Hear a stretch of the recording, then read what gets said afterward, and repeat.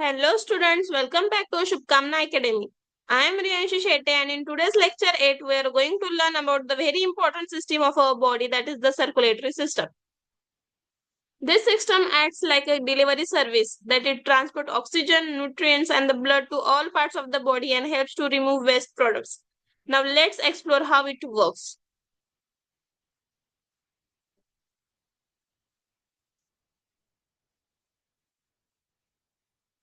Have you ever felt your pulse? To feel it, place two fingers on your wrist. You will feel tiny beats. Those are caused by your heart pumping into the blood. Count the beats for 15 seconds, then multiply by 4 to find your pulse rate per minute. And this tells you how fast your heart is working. So, from where this pulse comes from? Now let's explore this. So, our circulatory system has three main parts: the heart, the blood, and the blood vessels. The heart, which is a muscular organ that works like a pump, the blood, which is the fluid that carries oxygen, nutrients, and the waste, while the blood vessels that channels through the which blood flows. And together they work like a network to keep every cell in our body healthy. The human circulatory system. So, what does the circulatory system do? It transports blood, oxygen, and nutrients to all and each of every parts of our body. And it helps to remove the waste materials like carbon dioxide. And it is made up of three main parts, that is the heart, blood, and the blood vessels. Now, blood vessels consist of the arteries, veins, and capillaries that we will learn in upcoming slides. The heart. The heart is the muscular organ about the size of our fist, and it works as a pump to push blood through the body. It has the four chambers: right atrium, right ventricle, and the left ventricle. The atria are the upper chambers and the ventricles are the lower ones. Now let's learn about the function of the heart. Here what happens on the right side of the heart is the right atrium receives the blood from the body. This blood has the carbon dioxide. Then it passes to the right ventricle, which pumps the blood to the lungs. And in the lungs, carbon dioxide is removed and oxygen is added. And after this, then we see about the left side. And in the left side, oxygen rich blood from the lungs comes into the left atrium, and then the blood goes to the left ventricle. Then the left ventricle pumps the oxygen rich blood to the entire body, and this cycle happens non-stop to keep us alive.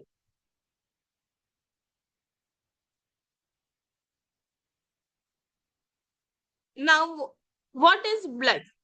Blood is a special fluid in our body that it flows through the blood vessels and carries oxygen, foods, and the waste. And now blood is made up of four main components, that is RBC, WBC, platelets, and plasma. RBC, it is a red blood cells, WBC, it is a white blood cells, platelets, and the plasma. Now, what are the function of these four main components of blood? Red blood cells, it carries oxygen, nutrients, and the waste. White blood cells, it fight against the diseases and protect the body from the infection and the disease. Platelets gather at the site of injury and help the clotting process. And plasma, it's a straw colored liquid where the other components floating. It is a yellowish liquid that transport other cells and the nutrients.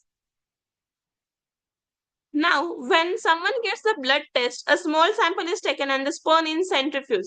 Now, what is meant by centrifuge? It is a system where, or the machine where the blood gets spins very really fast. And through this machine, it separates the blood into parts. In the plasma, white blood cells and the red blood cells. Red blood cells, it settle at the bottom, while the white blood cells and the platelets form a middle layer and the plasma stays at the top. Blood is divided into its components with the heaviest parts at the bottom, that's the red blood cells. And this helps doctor to study each part in detail of the patient. Now we will go through the blood vessels. Blood vessels are like roads for the blood or the paths for the blood. Through these, the blood flows in our body. There are the three types of blood vessels as I have discussed in the second slide: arteries, veins, and capillaries. Arteries, it carry blood away from the heart, while veins carry the blood back to the heart. Capillaries, it's a tiny vessels where the exchange of oxygen, nutrients, and the waste happens. Each has a different structure and job. Now let's understand how they differ. Arteries. Arteries is the thickest walls and can handle high pressure from the heart. Capillaries. It's the thinnest walls allow exchange of substance between the blood and the tissues. While the veins are the thinner walls and less pressure having walls to stop blood from flowing backward. For your remember, I will suggest you that how to keep about the function of artery and artery. A means for artery, which keeps away, which takes the blood away from the heart. V means vessels. V means veins, which brings the blood towards the heart. So you can remember with the letter A of the artery. So now, quick recap for the circulatory system is that we learn the heart pumps the blood using four chambers, and the blood has three main components like red blood cells, white blood cells, plasma, and platelets. And blood includes arteries, veins, blood vessels includes arteries, veins, and capillaries.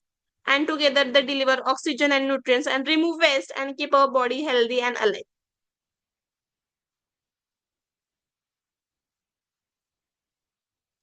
So here, just I have told you that is the artery, capillary, and the vein away from the heart, exchange of the substances and the towards the heart. Here is a quick recap what we have learned.